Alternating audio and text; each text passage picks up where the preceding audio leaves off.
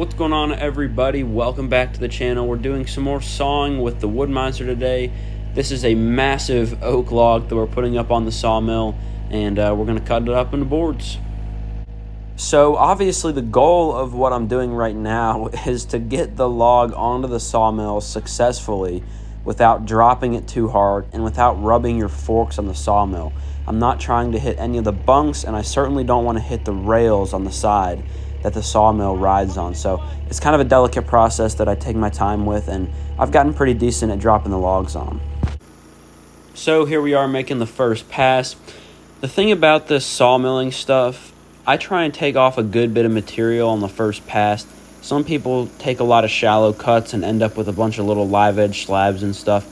I just find that personally it's not worth the wear and tear on the blade. I just cut as much off as I need to cut off to get a square cant, and I throw everything else in the scrap pile.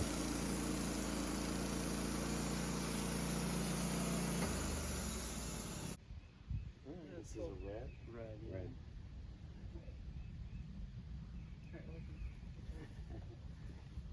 Which way are you thinking?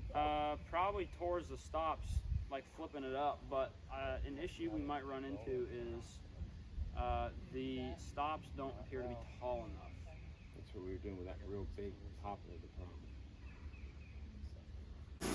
So we were eventually able to get the log flipped up. We did end up using the skid steer and a strap wrapped around the log. Once we got it flipped up 90 degrees, we could go ahead and make another top cut.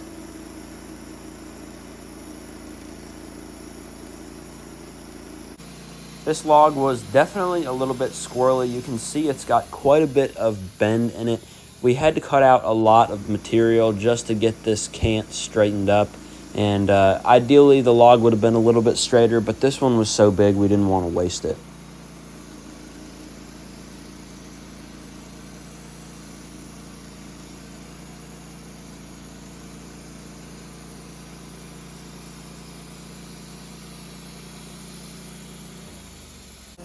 Whenever I've got a log on the sawmill, not just a curved log, but any log in general, when we're making our top cuts, I'm trying to be very, very aware of where the tension might be. If boards are starting to pop up, if stuff is flexing, you can kind of see when it's got tension. And so you want to cut all your boards out of your cant in a direction where the tension is not going to be a problem.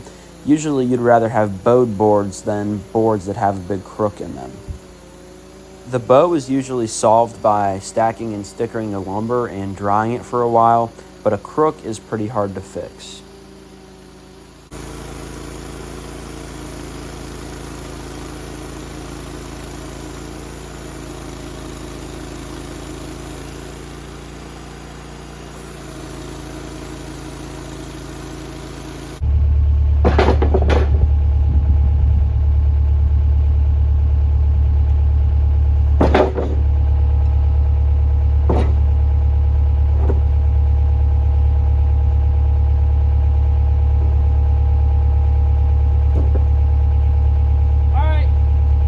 So what we're doing here with this red oak log is we're cutting it into a whole bunch of 1 5/8 inch thick boards.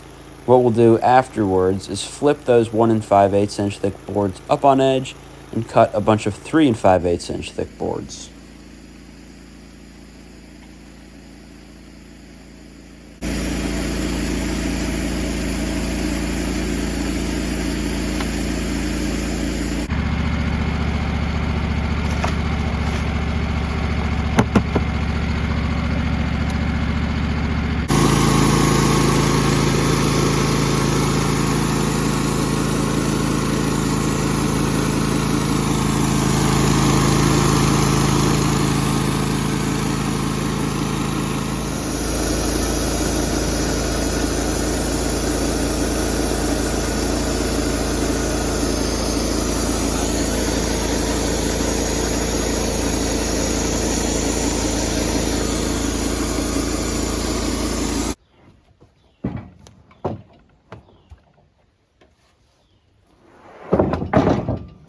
Not come to you.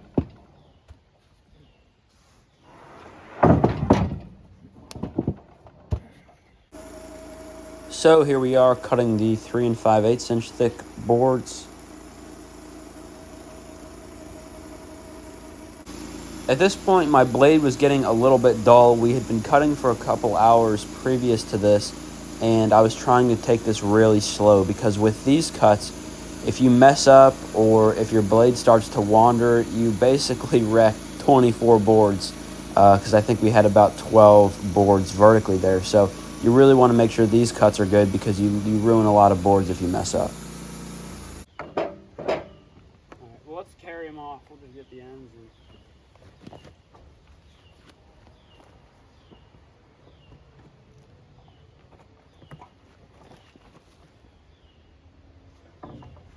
Do we have...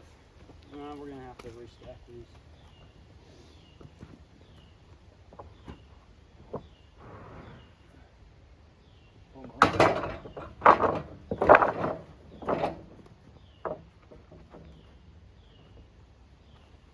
These are nice boards, aren't they? Yeah.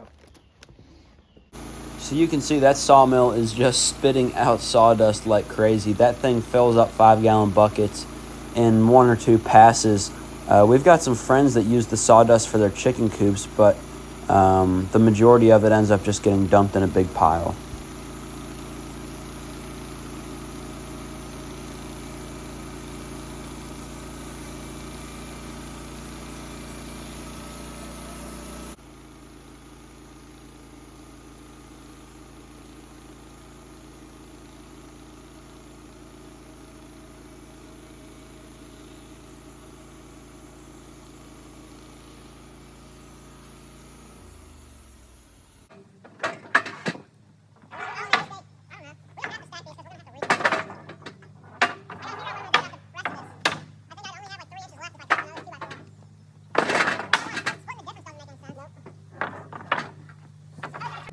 Pulling all the boards off the sawmill is definitely the most satisfying part of sawing. You kind of put the log up there, you whittle it all down, you make a bunch of cuts, and then eventually you can just pull all the boards off.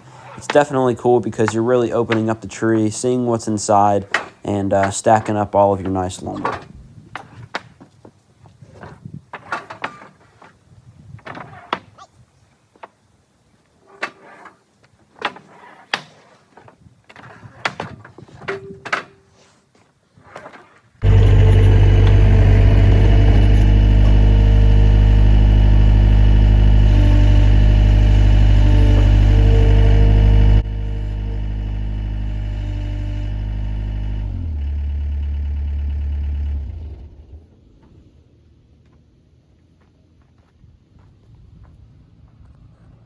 So you can see we're going to be stacking these 2x4s on top of the stacks that we already have.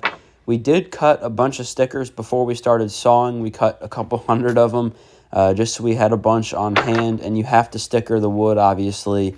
Those are those little strips in between all the boards. That allows airflow to go through and dry out those boards. Otherwise, if you just throw them in a big pile, they'll get really moldy and nasty.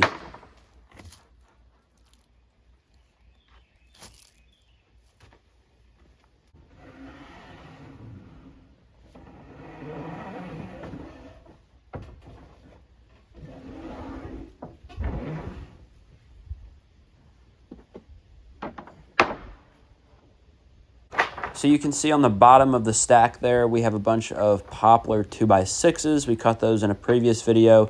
Those are going to be rafters for the front porch of my cabin.